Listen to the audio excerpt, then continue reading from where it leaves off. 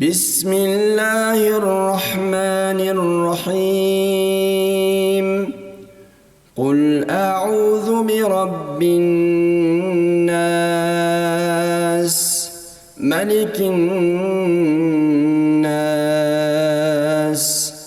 إله الناس من شر الوسواس الخناس